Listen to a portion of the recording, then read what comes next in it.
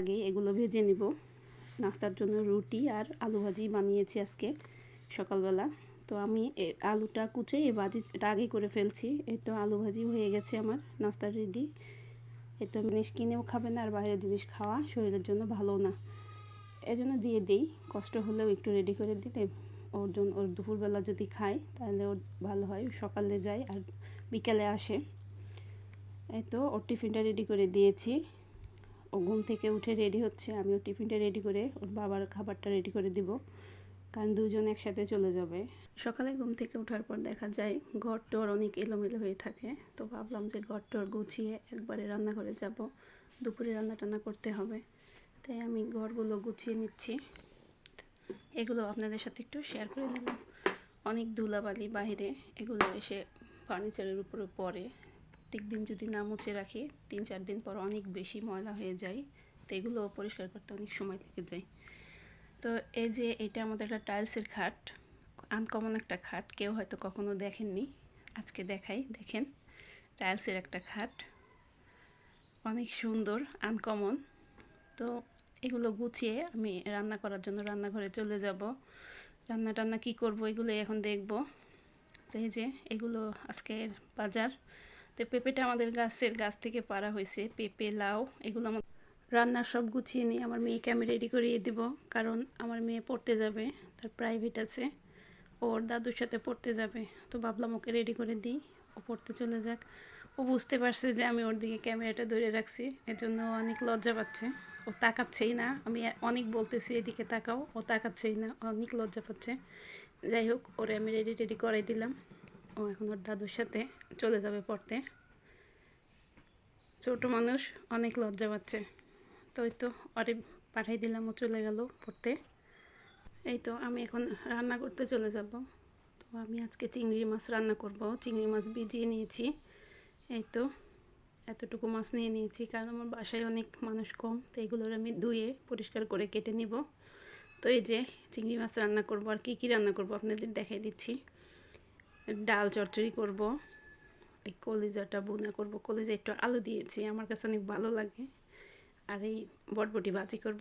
এই তো আজকে দুপুরে এইগুলোই আমি রান্না করব, আর এইগুলো আপনাদের সাথে শেয়ার করব।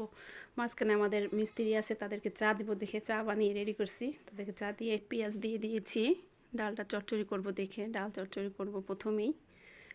ডালটা একটু সময় লাগবে, জন্য আগে ডালটা চচ্চড়ি করে নিই। এই তো আমার পেঁয়াজটা হয়ে গেছে, আমি ডালটা দিয়ে এখন সুন্দরভাবে ভেজে নিব। একটু ভালোভাবে ভেজে এর উপরেই হলুদের গুঁড়া, লবণ দিয়ে দেব, দিয়ে একসাথে মিক্সড করে সুন্দরভাবে কষিয়ে তারপরে আমি গরম পানি দিয়ে দেব। গরম পানি দেওয়ার পরে কিছুক্ষণ রেখে দেব। এই যে আমার ডালটা কষানো হয়ে গেছে, বাস আমি গরম পানি দিয়ে দিয়েছি। এই তো আর লাগবে না, সেদ্ধ হইতে যতটুকু লাগবে অতটুকু দিলেই হয়ে যাবে। এইভাবে ডাল চচ্চড়ি করলে অনেক মজা লাগে। এতে যদি ধনিয়া পাতা দেওয়া যায় তাহলে অনেক বেশি স্বাদ বেড়ে যায়, কিন্তু আমি চিংড়ি মাছটা রান্না করব দেখে পেঁয়াজটা দিয়ে দিলাম আগে। চিংড়ি মাছটা আমি একটু আনকমনভাবে রান্না করব। পেঁয়াজ, কাঁচামরিচ আর চিংড়ি মাছ একসাথে দিয়ে একসাথে ভাজা করতে হবে। এটা এইভাবে রান্না করলে পেঁয়াজ, কাঁচামরিচ এগুলো একটু আগে দিয়েছি, তারপরে হলুদটা উপরে দিয়ে দিয়েছি, তাহলে আর হলুদের কাঁচা গন্ধটা আসে না। মাছটাও আমি কাঁচা পেঁয়াজের সাথেই দিয়ে দিয়েছি একসাথে ভাজার জন্য। একসাথে সব কিছু ভেজে নিব, পেঁয়াজটাও ভাজা হবে, মাছটাও ভাজা হবে, তারপরে একটু পানি দিয়ে 5 মিনিট রেখে আমি নামিয়ে ফেলবো। এইভাবে চিংড়ি মাছ রান্না করবেন। অনেক কুকারেও রান্না করতেছি তাড়াতাড়ি করে রান্না করার জন্য।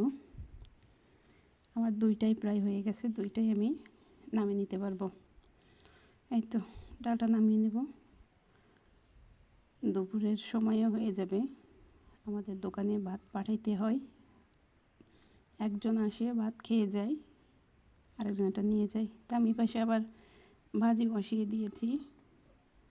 ভাজি বসিয়ে দিয়ে অন্যগুলো আবার আমি সব গুছিয়ে নিয়ে যাচ্ছি টেবিলে। এই যে দেখেন মাছটা কত সুন্দর হয়েছে, কালারটা অনেক সুন্দর হয়েছে।